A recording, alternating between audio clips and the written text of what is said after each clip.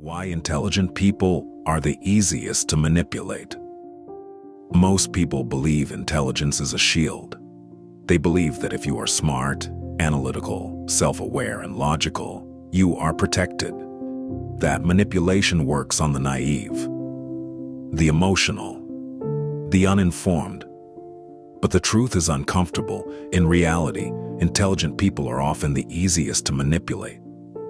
Not because they are weak, not because they lack awareness, not because they are foolish, but because intelligence creates blind spots, and manipulators don't fight intelligence. They work around it. They slip through the cracks it creates.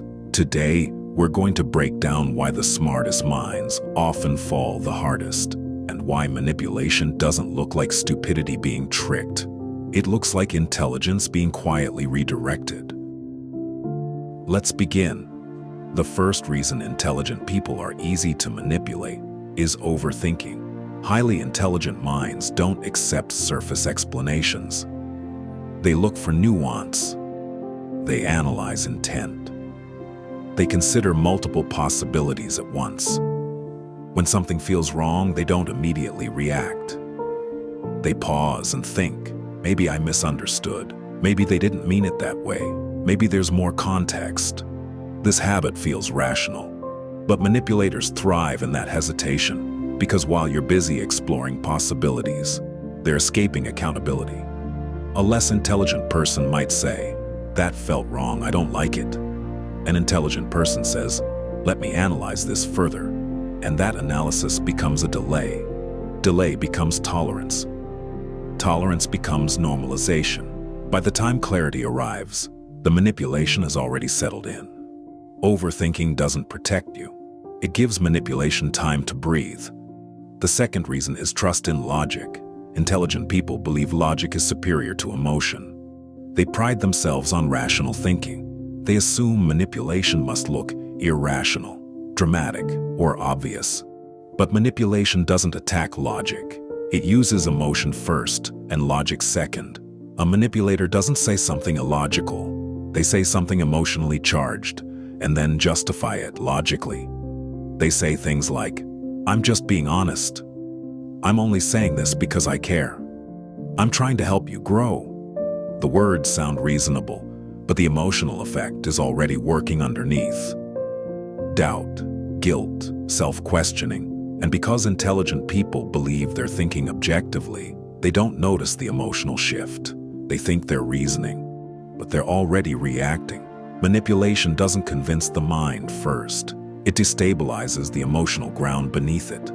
The third reason is underestimating emotional weapons. Intelligent people often believe emotions are weaknesses. They see themselves as less reactive, less sensitive, more controlled. They think emotional manipulation works on other people, not on them. But manipulation doesn't need strong emotions. It needs subtle ones. A small amount of guilt, a touch of admiration, a hint of fear of being wrong. That's enough. And intelligent people often have a deep emotional investment in one thing, their identity. Which brings us to the fourth reason. Flattery works best on intelligent people, but not obvious flattery. Manipulators don't say, "You're amazing." They say, "You're different from most people. You actually understand this. You think on another level." This doesn't inflate ego. It reinforces identity. Once someone validates your intelligence, your brain becomes invested in maintaining that image. You become more agreeable. You hesitate to challenge them. You don't want to look foolish, emotional, or irrational, so you comply quietly, not because you're convinced, but because your self-image is now involved. And when identity is involved, logic steps back. The fifth reason is love for complexity. Intelligent people dislike simple explanations. They find them shallow. They associate complexity with depth and truth. Manipulators know this, so they add layers. They over-explain. They use sophisticated language. They introduce multiple variables and perspectives. The intelligent mind thinks, "This is too complex to be fake." But complexity is not truth. Sometimes complexity is camouflage. It overwhelms clarity, And when clarity disappears, resistance weakens.